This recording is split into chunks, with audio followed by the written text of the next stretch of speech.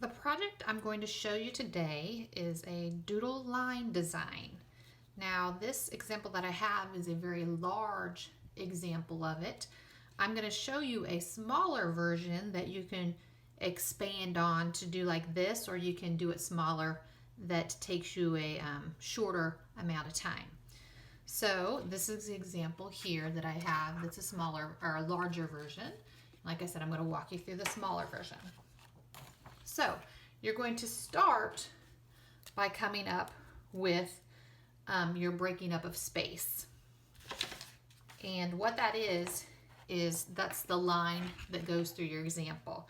And if you look at this one, there's a line that goes through here and it's almost like a ribbon.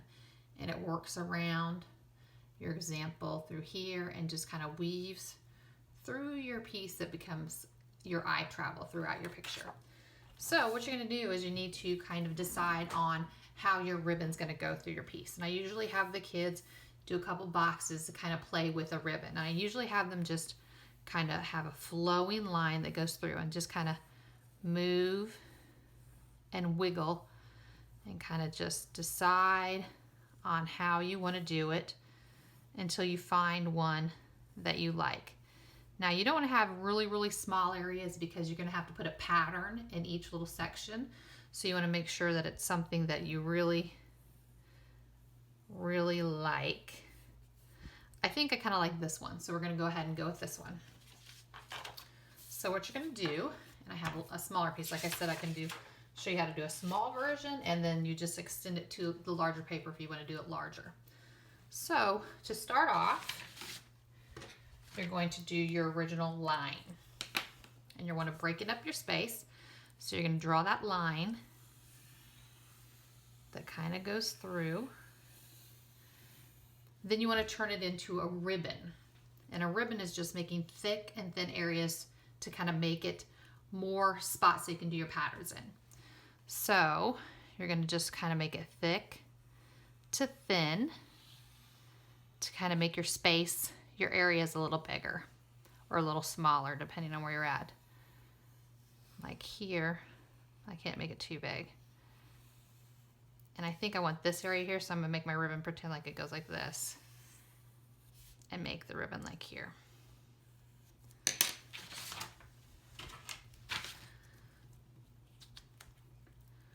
Once you have your ribbon how you like it, I want to decide whether it's going to overlap or go under on this section. So I'm going to look like it's overlapping. Once you have your ribbon decided, then you're going to put two shapes. For a smaller version, if you want to do this larger version, you go ahead and put three shapes. I have like a hand and a flip phone. I did this a long, long time ago, and another pointing finger here. So you're going to put two if you're doing a small one, three if you're doing a large one. So I'm just going to put, and you want to break up your area but not have little spots. So I'm going to put like a shape here. And maybe a shape here. And your shapes can go off the page if you want them to. So this is my example. I've went through and erased, so I have this one where I've gone and erased my lines and outlined it in Sharpie. Once you have it all drawn and then outlined in a pen, then you're going to go in each space. So each little area. So if you hit a line, you put a pattern. So, for example, in this section, if you're to look here, each line, so each time I hit a line, see where my ribbon is? I put a pattern. When I hit a line, I change my pattern. When I hit a line, I change my pattern. See, this is where the pointed finger was, so it broke up the ribbon here, and it broke up the background space. So for instance, here's where my heart is, here's my ribbon. So I put a pattern here, I put another pattern here, I put another pattern here. Each line creates another pattern. Now you also want to think about, as you do this, if this is a busy pattern, then the next pattern maybe should be a more basic, so that you don't have busy, busy, busy together, because then it becomes hard to see. Because it clashes. Like here, it's almost too much. Sometimes you might confuse these as being the same pattern.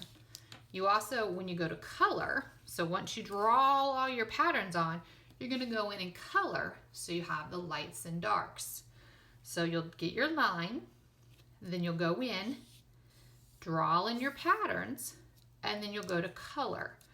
So as I do this, I'm going to pick a pattern. So this one would be a pattern that I wouldn't color. So I could do this pattern right in here without having to draw it beforehand. Some of these patterns you may want to go in and draw with a pencil. And some of them you can go right in and do with a pen as you go. So I could do this pattern and I would do it all the way to the edge of this example or of this little section.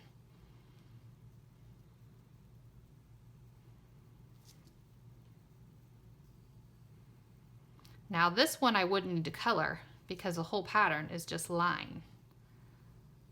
But if I was going to go to do a pattern beside it, for instance, if here, this is kind of a busy pattern. So this one here, maybe I was just going to do polka dots. So what I could do to make this one stand out and be different, and see here I'm doing it all the way around. I'm going to do it until I have all the way to where I see all the lines.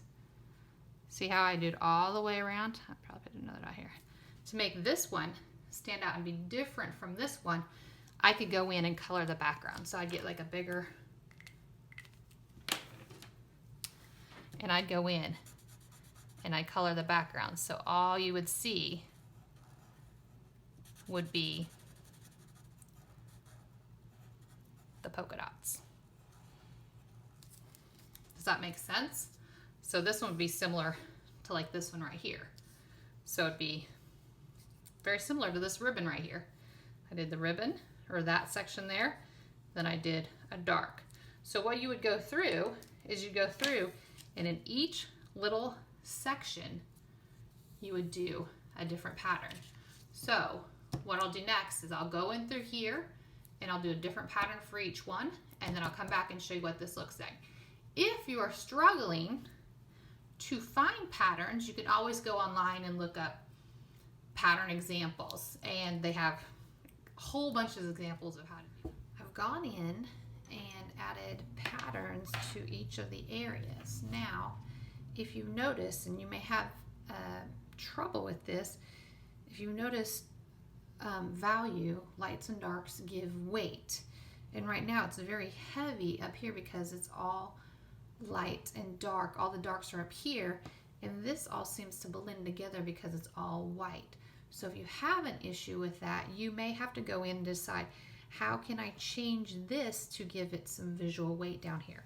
And what I can do is, this one would be hard to change, this one would be hard to change, but this one I could go in and add some darks. I could either do the stars in black, or I could do the background in black to make this balance itself out. So all I would need to do to fix this and make it a little bit easier for it to be, for you to see it, is to go in and add some black to it. As you can see, I went in and finished coloring in that black, and it's just created a more well-balanced and finished piece. You can do the smaller, you can go in and do the larger, or you can even go in and do this project and add color. This project has a whole bunch of different options. I hope you've enjoyed doing this lesson with me.